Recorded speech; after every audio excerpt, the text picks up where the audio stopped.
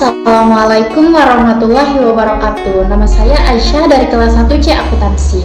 Saya ingin menjelaskan tentang demokrasi saat ini. Demokrasi adalah pemerintahan dari rakyat, oleh rakyat, dan untuk rakyat. Jangan bertanya apa yang dilakukan negaramu untuk kamu. Tanyakan apa yang dapat kamu lakukan bagi negaramu. Dan saya akan menjelaskan lebih rinci lagi penjelasan demokrasi saat ini. Saya akan melanjutkan menjelaskan makalah sejarah tentang demokrasi saat ini disusun oleh saya sendiri. Dan di sini saya akan menjelaskan 4 rumusan masalah. 1. Apa yang dimaksud dengan demokrasi? 2. Bagaimana pengertian demokrasi menurut para ahli? Dan 3. Apa saja ciri-ciri demokrasi? 4. Apa saja jenis dan prinsip demokrasi di Indonesia? 1. Apa yang dimaksud dengan demokrasi? Demokrasi adalah bentuk pemerintahan yang semua warga negaranya memiliki hak serta dalam pengambilan keputusan yang dapat mengubah hidup. Secara teoris, kedua definisi tersebut saling bertentangan, namun kenyataan sudah tidak jelas lagi sistem politik.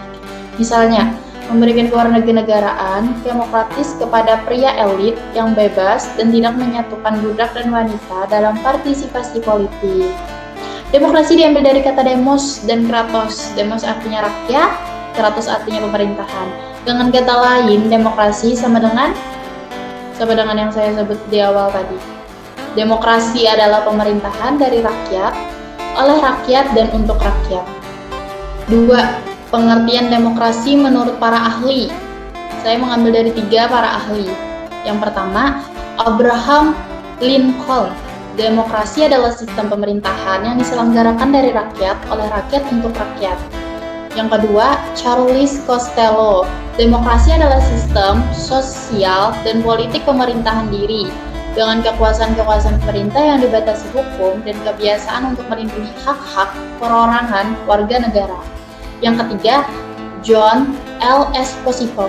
Demokrasi pada dasarnya adalah kekuasaan dari dan untuk rakyat, oleh karenanya semua berhak untuk berpartisipasi, baik terlibat aktif maupun mengkontrol kebijakan yang dikeluarkan oleh pemerintah. 3. Ciri-ciri demokrasi. Yang pertama, keputusan pemerintah untuk semua rakyat. 2. Menjalankan konstitusi. 3. Adanya perwakilan rakyat. Dan 4. Adanya sistem kepartaian. 4. Jenis-jenis dan prinsip demokrasi. 1. Kedaulatan rakyat. 2. Pemerintahan berdasarkan persetujuan dari yang diperintah. 3. Kekuasaan mayoritas. 4. Hak-hak minoritas. 5. Jaminan hak asasi manusia. 6. Pemilihan yang bebas, adil, dan jujur. 7. Persamaan di depan hukum. 8. Proses hukum yang wajar.